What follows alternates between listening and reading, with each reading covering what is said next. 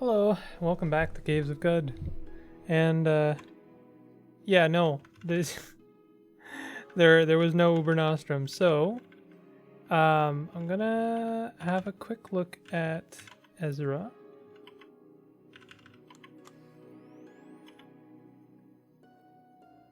I guess there's no easy way back from Ezra other than recoiling again. But I just want to have a quick look because there's a chance that these guys could potentially sell one. Crystal gauntlets. It's tempting. You won't tell me what those are. Wouldn't it suck if one of them was the thing I need? The Uber Nostrum. Rough topaz. Monomatter assembly. Oh! It's tier 5 scrap. Wow, I didn't know you could buy that.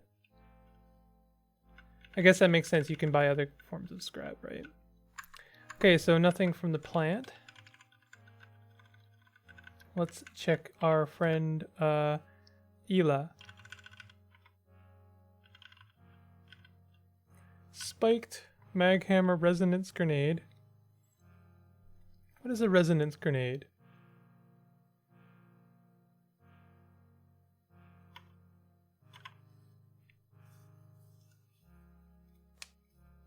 A sleek chrome ovoid. It hums in vibration. 2d 100 plus 20 damage to structural objects. 2d10 plus 20 damage to non-structural objects. This seems like a very good grenade. Let me just compare to high explosive. Does it not tell me? Let me make one.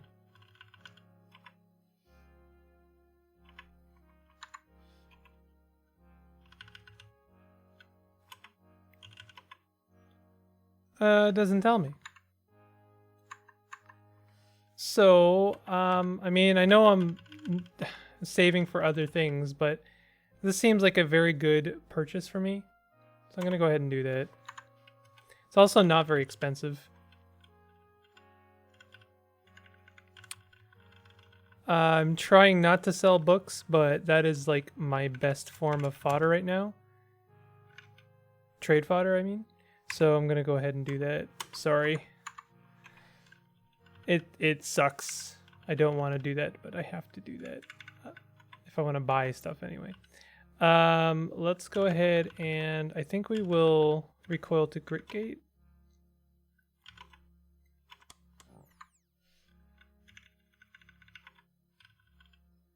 We do have some chem cells. I don't like using chem cells if I can avoid it. Wait, can I recharge these myself? Oh, I totally can. So never mind. Chem cells are in abundance now, apparently. I will use a fidget cell though. And actually I think that Tarash is closer. So I will use the Tarash one. Anyway, it's gonna be business as usual. We're going back to the salt. We're gonna, you know, we're too famished, that's fine. We're gonna hang out for a bit. Oh, I did buy one thing from the stilt, by the way. I bought 2 drops of nectar. And if you know what that does, basically it is a something you can add to food. In fact, I'll show you right now. Uncertain attribute-based effects. Basically, there's a chance that when you cook with it, that you gain a permanent attribute upgrade. Now, I think what the smart thing to do, well, let's just have a look here, would be to stop that. Take Carbide Chef, I think. Choose up to 3. Whenever you gain a level and 5% of the time you explore a new map, you become inspired. I think I'm going to take this now. We are going to level up pretty soon, unfortunately. I say unfortunately because it's going to hurt our bonus for Golgotha, but we're alive, so that's, I think, bonus enough for us. And I noticed, I was doing a little bit of research, that if you take Tinkering 2, you do get a random schematic. And this is like seriously like playing the lottery right now, but the ability to make an Uber Nostrum is a tier 2 or a Tinker 2 schematic. Let's play the lotto. We get to pick from 3. Unfortunately, none of these is what we want. None of these are even good. Normality gas pump. I don't even know. I still don't know what normality gas does. And this is like the third time I've crossed paths with Treadguard. I think I'm going to look up after this episode what normality gas does and also what Treadguard does. Like, why would I want that? None of these are very good, I'll be honest. I guess I'll take chain pistol. I mean, you can question my methods, but we were always going to take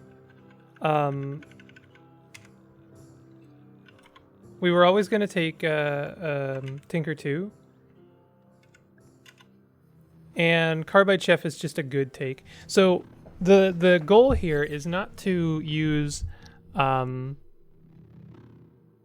nectar right away in any kind of food. The goal is to become inspired and then use it. And this will mean that if we get a very good if we get a really good roll with it, then we'll be able to do it again. So like, just for instance, an example of a really good, roll. What is it? Hold on a second. Hated by the Wrathmites. Okay, so might want to kill them. Disliked by villagers. I don't think we want to mess with them, but we do want to maybe kill some of these guys because they're no biggie, and they gain us a little bit of XP. An example of a good roll for a food-based effect with the nectar would be every time you drink, you have a 10% chance of a permanent attribute gain. That's just an example. And then basically we drink our brains out and, gain like 10 attribute points. So there's a lot to gain, and they cost about 250 each. What is this? Nako's Frill. Excuse me? This item obliterates all nearby members of a faction chosen from amongst those that existed during the time of the Sultanate.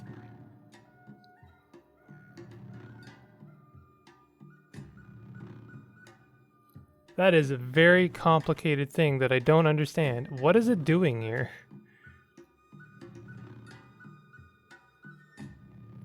That's a doozy. I'm trying to puzzle that one out, to be honest. Pass by a door, something chirps.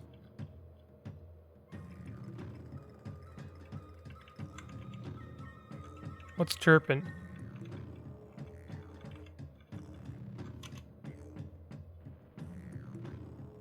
A lead slug whizzes nearby.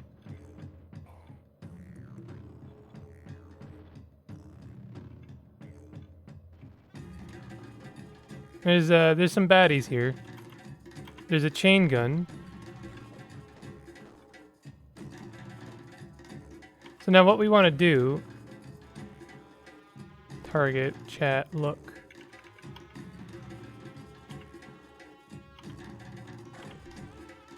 Oh, it was killed. I didn't want to kill it. That's fine though. I need to figure out how to. I meant to look that up. How to disassemble chain guns, because it is a really good source of certain bits. And bits are like they don't cost any weight. So if I can gain them for free, it will only benefit me in the long term.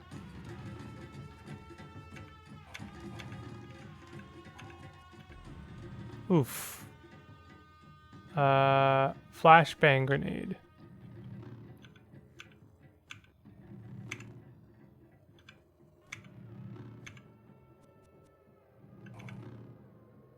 $750 XP. What just died? The Umar call.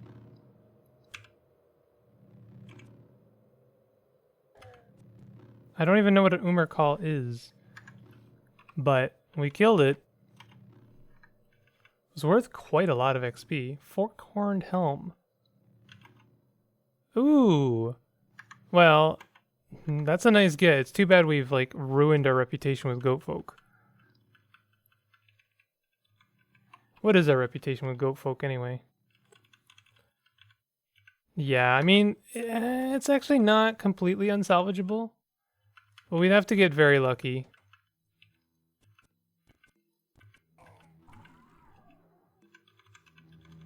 There's no way we would have...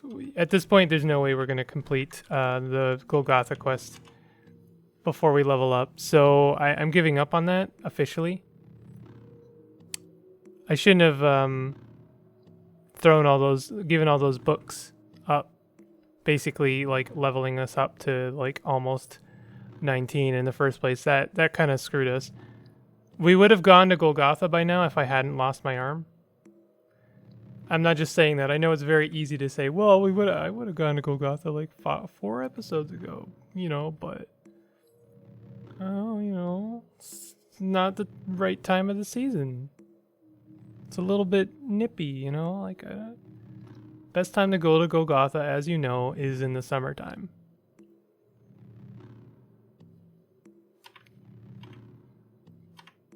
Okay, so we're done with that ruin.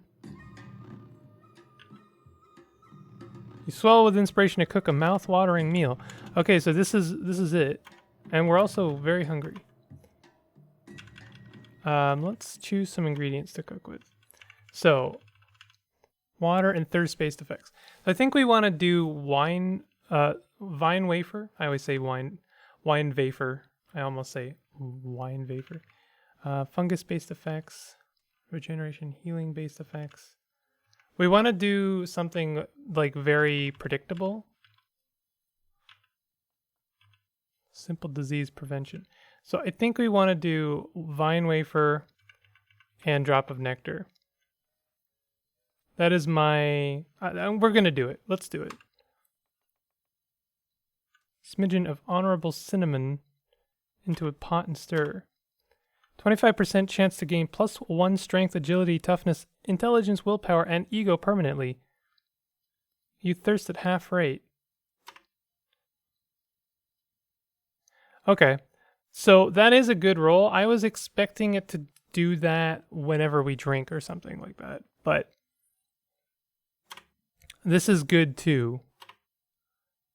And hey, we did it. +1 to all 6 attributes permanently.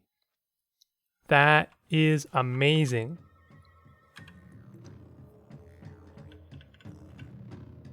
That's fantastic. If it wasn't for the loss of our arm, this run would be absolutely unstoppable. Like, it's already pretty good. It's pretty unstoppable, but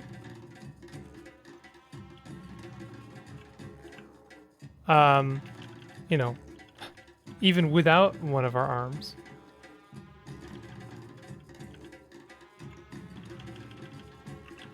I'm glad that worked out, by the way. So now we can do that again. And I mean, I'm sure there are better methods of using the nectar, but, you know, +1 to all of our stats permanently is good enough for me. And it only cost us 250 drams. I don't know what you want to call it, to do that. So, you know, hey, a dromad, this could actually be amazing for us. please have an Uber Nostrum. Please. Please. Yo, this Dromad is weak sauce. Absolute garbage.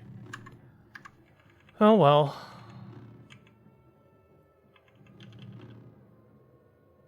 So we swelled with inspiration to make another meal. Why not? Let's do it. We could do this again. Preserve our fresh foods. Choose ingredients to cook with. So let's look at, could do like bear jerky and star apple jam. Seems like a good combo.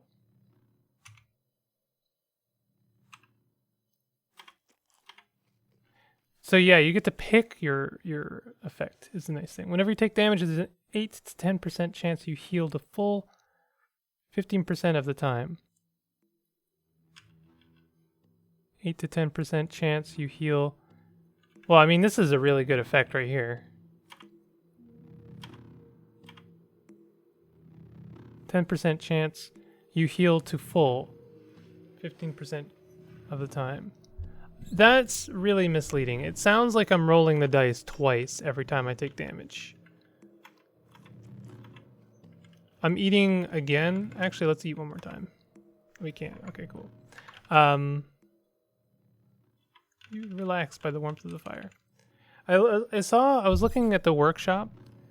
Honestly, just out of hope that, hey, you know, I find another quality of life mod, because I've had very good luck with the ones I've found so far. And I saw a mod that was like removes the mouth. Hold on.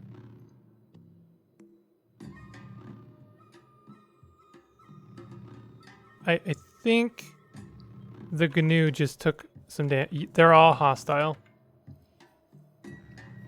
No. We need to leave now. You've angered the locals.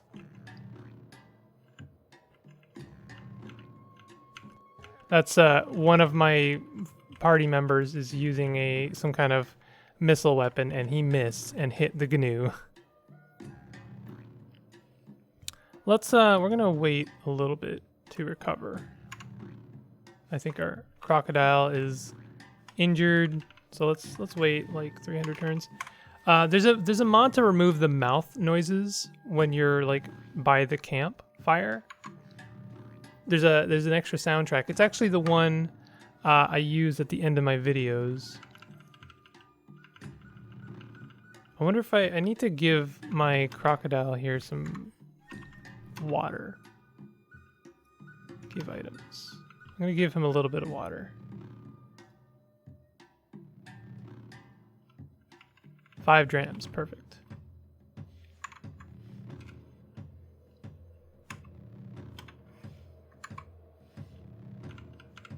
He was very dehydrated. You gotta feed your crocodile, very important. Yeah, so there's a mod that just removes the mouth noises from the soundtrack that I use for my ending, which I think is hilarious. You know, I think it is very funny, like the mods that people make, because of like, you know, they disagree with very minor details. Like there's one that's like, regardless of what level you are, you always get at least 1 XP from killing something. I think it's funny that someone just like disagrees with that feature so much that they took the time and trouble to make a mod that just like, yeah, 1 XP, you get 1. You should always get 1. Doesn't matter. Doesn't matter that you one-hit killed a Snapjaw and all of his family in the same turn. You still get an XP. That's fair. I have more inspiration to cook another meal. Let's do it. Oh, I can't.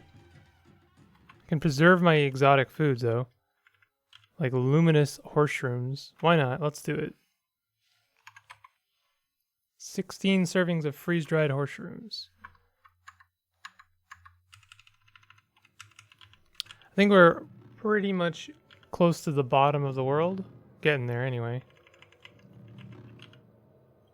There's another mod which removes saps. There's a creature which can permanent. I actually encountered one earlier in this run that can permanently remove one of your attributes, like reduce it, which is very brutal. I agree, but someone disagreed with it so like vehemently that they created a mod that removed it from the game.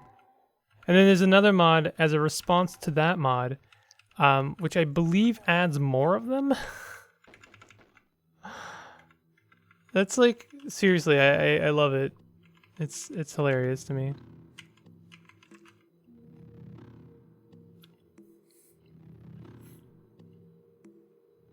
I feel like there should be a mod that like improves kind of like how cooking works. I feel like cooking is great, don't get me wrong. I love cooking in this game. But it's hard to know, like I have a mod that makes it, oh god, impossible, huh? Oh, he's neutral. Loved by the Barathmites. Hated by cats. Yeah. Let's go share a dram with them anyway. Maybe they have an Uber Nostrum, who knows? Barathmites love me now. Morphogenic. I can have him join me. And why not? This is the run where we just make friends with everyone. Craft displacer bracelet. Airfoil. Kind of like airfoil. I'm not sure what morphogenic is. I might have to look that up afterwards. And I don't think I have... I do have enough to do both. But I kind of value my rep with the Barathmites.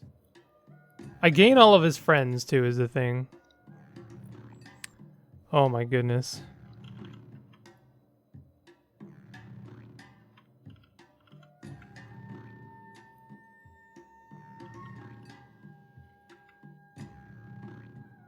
Okay, let's do this. Oh, I didn't have enough. My math is bad. Damn it. That really bites. I'm gonna mark his location because we will make friends with him in the future. I'm gonna scavenge this map though because damn, there's a lot of stuff on the ground. I'm so mad at myself. We could have had an impossible like bark biter bear friend, and I just ruined it. Oh well. We're getting to the point where when I get to Golgotha, I won't even have to do anything. I'll just like, yo, troop, there's a security droid or whatever at the bottom. Go get it. And they'll be like, yep. Gotcha.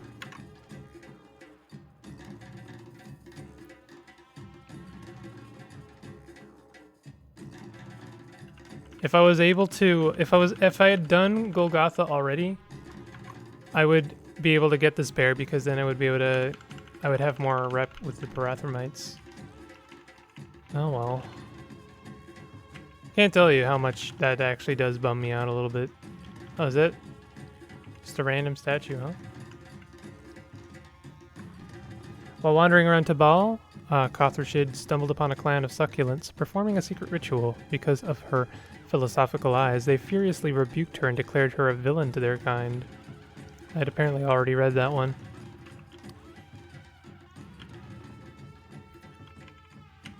And you know, like, I know, like, it's debatable whether, like, how exciting it is to just kind of wander through the desert, but it's in some ways better than wandering underground because it's predictable. You can, for the most part, know the worst things that you're going to meet in the salt desert. It's probably dawn gliders, and it's probably sand krakens. Sand krakens, I believe, are usually neutral. Like, they don't want to fight you.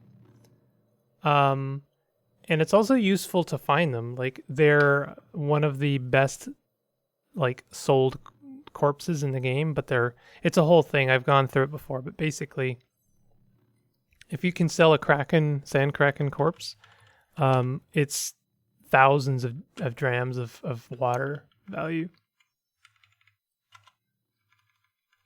We're gonna kill this guy because there's garbage on the screen that I need to get. There we go. And also, I like to disassemble their guns. Did Indrix get shot? He's just fine. That's fine. You're famished. Well, let's go ahead and cook ourselves up another godly cake with fresh water. Yeah. Nothing happened. Dang. Oh well. I'd say it's worth 500 drams for, you know, a 50-50 chance of increasing your attributes. It's worth 500 drams to potentially increase your attributes by 1. I think that is without question worth it. That's like better than leveling up. Like, you're not guaranteed to level up or get an attribute point when you level up. So, you know, would you pay 1,000 drams to increase all of your attributes? That's like the same as leveling up 4 times. Or something like that. I think that is just a no-brainer, to be honest. Oh, we got goat folk, huh? I don't think I've ever seen goat folk just hanging around in the salt desert. They don't even have a legendary with them. We must be getting pretty close to the bottom here. We are at the bottom. So let's just finish it off, and then I will likely... Oh, okay. Some fun ruins going on here. And then I'll end the episode. Excuse me? Jilted lover dies.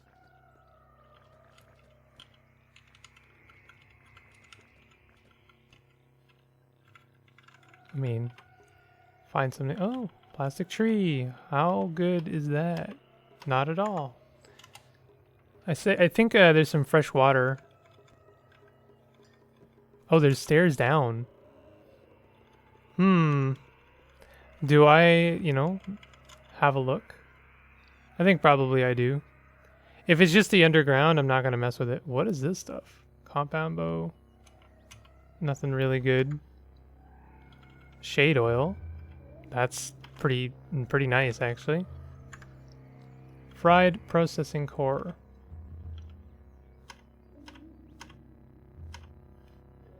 Nice chests. Nice random chests that we just find in the ruins. It didn't even tell me that these were ruins. You pass a locker.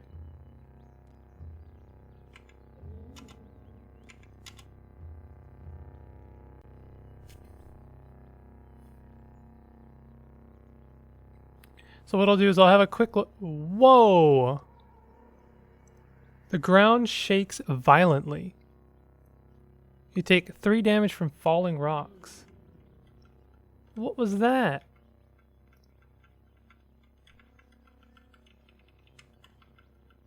That was terrifying. Do I still have all my friends? Alright, we're gonna have a quick look down here if it's just underground. What is this? Skittering sentry.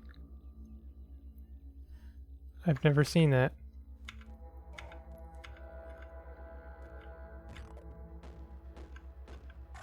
This looks like just generic underground. Maybe? Mind drone.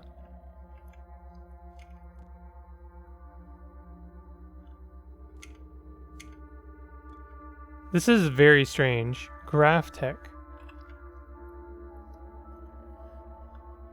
A dog-sized translucent box hovers quietly. 4 glowing thruster pods twitch on outstretched gimbals, constantly adjusting for minute eddies in the air. Underneath the box hangs a variety of many-tooled tendrils. This is all very new to me, and this is very strange. And also this dungeon layout is very strange. It's just like going straight down.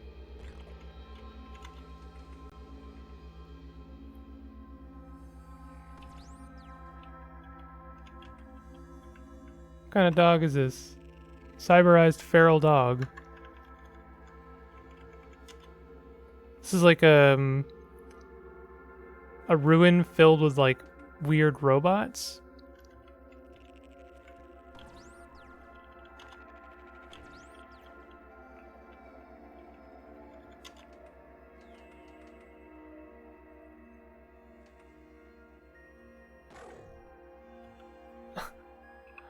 Alright, whoever has the laser cannon is very eager to just vaporize everything.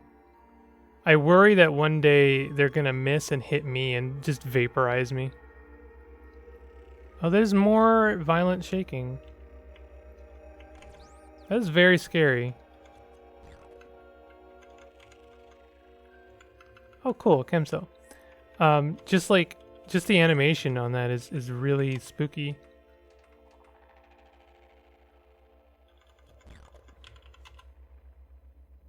I've never seen this kind of dungeon before. With these like weird robots that look like people.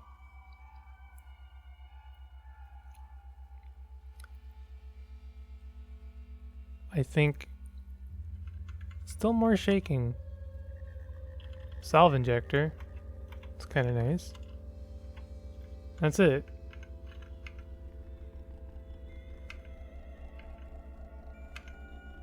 Well, I mean, that was fun, I suppose. I don't know what that violent shaking was. That's really disconcerting. Anyway, I got distracted again. Let's go to the journal and named locations. Let's get rid of comb progress. Delete. I'm just gonna walk to the stilt from here. This cost me quite a lot of water, but you know, what are you gonna do? I think it's been a lot, you know, enough time to go through the stands. I'm gonna have a quick look right now. Hope that I recognize something. Nothing new anyway. Hard to tell. These guys tend to sell the same stuff always. Sphinx salt injector. I would have made note of that because I just read Sphinx salt injectors are one of the best reliable ways of getting. You can see there that that 5-bitty. The 5-bit is one you need for some of the more advanced builds and mods and stuff. So I would have made note of that. I might even buy it, who knows. But anyway, that means that the shops have recycled. So I will end the episode here. We are making progress, but you know, basically progress is me just kind of vagabonding around. And there's some comfort in doing that. I actually really enjoy doing that. I hope you enjoy watching it. And if you do, of course, you want to hit the like button. That would be awesome. And maybe subscribe if you're new to the channel. Yeah, and I'll see you guys next time. Take it easy.